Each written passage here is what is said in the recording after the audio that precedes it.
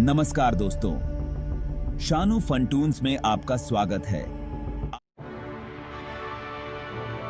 जैसलमेर नाम सुनते ही दिमाग में रेगिस्तान की एकदम सुनहरी तस्वीर आ जाती है। यह शहर, जिसे स्वर्ण नगरी के नाम से भी जाना जाता है, अपने अद्वितीय सौंदर्य और समृद्ध इतिहास के लिए प्रसिद्ध है। थार रेगिस्तान में बसा हुआ यह शहर अपनी खूबसूरती और पुराने इतिहास के लिए बहुत फेमस है। जैसलमेर का हर कोना एक कहानी कहता है जो सदियों पुरानी है। बहुत बड़े बड़े रेत के टीले, शानदार किले और हवेलियां जो इस शहर की पहचान है। यहाँ की हवेलियां और किले पीले पत्थर से बने हुए हैं जो सूरज की रोशनी में सोने की तरह चमकते हैं। कलरफुल कल्चर और अच्छे लोग जो अपनी परंपराओं और संस्कृति को जीवित रखे हुए हैं। यहाँ के लोग अपने मेहमानों का स्वागत दिल से करते हैं, जो इस जगह को और भी खास बनाता है। जैसलमेर को एक बहुत ही जबरदस्त टूरिस्ट प्लेस बनाते हैं। यहाँ आने वाले पर्यटक किले की भव्यता और रेगिस्तान की रोमांचक सैर का आनंद लेते हैं। यहाँ की शानदार इमारतें पीले पत्थर से बनी हैं, जिसकी वजह से इसे स्वर्ण नगरी भी कहते हैं। यह शहर अपने स्थापत्य कला के लिए भी जाना जाता है, लेकिन इतने सुंदर शहर के नीचे एक डर भी छुपा हुआ है, जमीन के फटने का डर। यह समस्या यहाँ के लोगों के लिए एक बड़ी चिंता का विषय बन गई है। पिछले कुछ सालों में जैसलमेर और उसके आसपास के एरियाज में जमीन फटने की घटनाएं बढ़ गई हैं। यह घटनाएं न केवल लोगों के जीवन को प्रभावित कर रही हैं, बल्कि इस ऐतिहासिक और टूरिस्ट प्लेस के लिए भी बहुत चिंता की बात है। यह घटना सिर्फ लोगों के लिए ही नहीं, बल्कि इस ऐतिहासिक और टूरिस्ट प्लेस के लिए भी बहुत चिंता की बात है। अगर यह समस्या बढ़ती रही तो यह शहर की सुंदरता और उसकी धरोहर को भी नुकसान पहुंचा सकती है। आइए समझते हैं कि आखिर क्यों फट रही है जैसलमेर की धरती, इसके क्या कारण हैं और इसका क्या समाधान है। वैज्ञानिक और भूवैज्ञानिक इस समस्या के कारणों को समझने और समाधान खोजने में जुटे हुए हैं। इसके क्या कारण हैं और इसका क्या समाधान है, यह जानना बहुत जरूरी है, ताकि हम इस समस्या का सही समाधान ढूंढ सकें और जैसलमेर की इस अनमोल धरोहर को बचा सकें।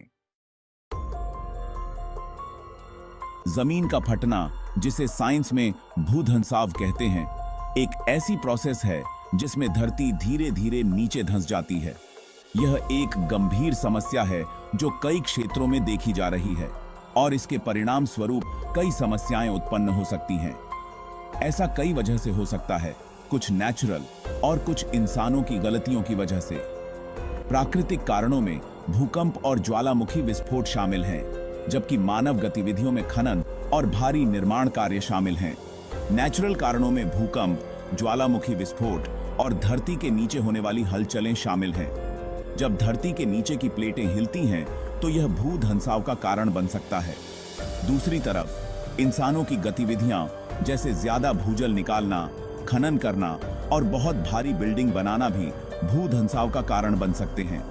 जब हम धरती से बहुत ज्यादा संसाधन निकालते हैं तो यह धरती की सतह को कमजोर कर देता है। जैसलमेर की बात करें तो जमीन फटने का सबसे बड़ा कारण माना जाता है भूजल का बहुत ज्यादा इस्तेमाल। यहाँ की धरती पहले से ही कमजोर है और भूजल के अत्यधिक दोहन से यह समस्या और भी गंभीर हो जाती है।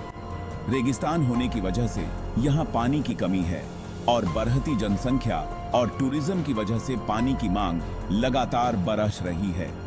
यह मांग पूरी करने के लिए लोग भूजल का बहुत ज्यादा इस्तेमाल कर रहे हैं। यह मांग बेटियों का पूरी करने के लिए लोग भूजल का बहुत ज्यादा इस्तेमाल कर रहे हैं, जिससे जमीन के नीचे खाली जगह बन रही है और जमीन नीचे धंस रही है। यह समस्या केवल जैसलमेर तक सीमित नहीं है, बल्कि दुनिया के कई हिस्सों में देखी जा रही है। हमें इस पर ध्यान देना होगा और सस्टेनेबल तरीके अपनाने होंगे ताकि हमारी धरती सुरक्षित रह सके। भूधंसाव, जैसा कि हमने देखा, धरती का नीचे धंसना है। यह एक प्राकृतिक या मानव निर्मित प्रक्रिया हो सकती है जो कई कारणों से होती है। इसके कई कारण हो सकते हैं, जैसे कि भूजल का बहुत ज्यादा इस्तेमाल, जो अक्सर कृषि और औद्योगिक गतिविधियों के लिए किया जाता है। खनन, प्राकृतिक गैस निकालना और अन्य खनिज संसाधनों का दोहन भी भूधंसाव के प्रमुख कारण हैं। इसके अलावा धरती की प्लेटों की गतिविधि जैसे कि टेक्टोनिक मूवमेंट भी इस प्रक्रिया में महत्वपूर्ण भूमिका निभाते हैं। जब धरती के नीचे से पानी, तेल या गैस निकाली जाती है तो वहां खाली जगह बन जाती है। यह खाली जगह धीरे धीरे बड़ी हो सकती है। ऊपर की चट्टानें और मिट्टी इस खाली जगह में धंस जाती हैं, जिससे धरती की सतह नीचे धंस जाती है। यह प्रक्रिया समय के साथ तेज हो सकती है। भूधंसाव की वजह से इमारतों, सड़कों और दूसरे निर्माण को नुकसान पहुंच सकता है। यह नुकसान कभी-कभी इतना गंभीर हो सकता है कि इमारतें गिर सकती हैं। इससे खेती के लिए पानी देना और पानी की निकासी भी प्रभावित हो सकती है। खेतों में पानी जमा हो सकता है, जिससे फसलें खराब हो सकती हैं। भूधंसाव की वजह से भूकंप का खतरा भी बढ़ सकता है। यह क्षेत्र को और भी अस्थिर बना सकता है। इसके अलावा यह समस्या समुद्र किनारे वाले इलाकों में बाढ़ का खतरा भी बढ़ा सकती है। तटीय क्षेत्रों में जलस्तर बढ़ने से बाढ़ की संभावना बढ़ जाती है। इसलिए भूधंसाव एक गंभीर समस्या है जिसके बहुत बुरे परिणाम हो सकते हैं। इसे रोकने के लिए हमें सतर्क रहना होगा और उचित कदम उठाने होंगे। जैसलमेर वाला इलाका भूगर्भीय रूप से बहुत सेंसिटिव है। यह थार रेगिस्तान में है, जो एक बहुत पुराने समय में सूखे हुए समुद्र से बना है। इसका मतलब है कि यहाँ की जमीन के नीचे अभी भी पानी और रेत की परतें हैं। भूगर्भीय हलचलें जैसे कि भूकंप इन परतों को हिला सकती हैं, जिससे जमीन फट सकती है। हालांकि भूकंप एक नेचुरल घटना है, लेकिन यह इंसानों की गतिविधियों की वजह से भी आ सकता है, जैसे कि बांध बनाना और खनन करना। इसलिए जैसलमेर में जमीन फटने के पीछे भूगर्भीय हलचलें भी एक महत्वपूर्ण कारक हो सकती हैं। यह समझना बहुत जरूरी है कि नेचर के साथ छेड़छाड़ करने के क्या परिणाम हो सकते हैं। जैसा कि हमने देखा, जैसलमेर में जमीन फटने के पीछे कई वैज्ञानिक कारण हैं, लेकिन स्थानीय लोगों के बीच इस घटना से जुड़ी कई मान्यताएं और किंवदंतियां भी प्रचलित हैं। कुछ लोगों का मानना है कि यह देवी देवताओं के गुस्से का नतीजा है, तो कुछ इसे प्रकृति का कहर मानते हैं।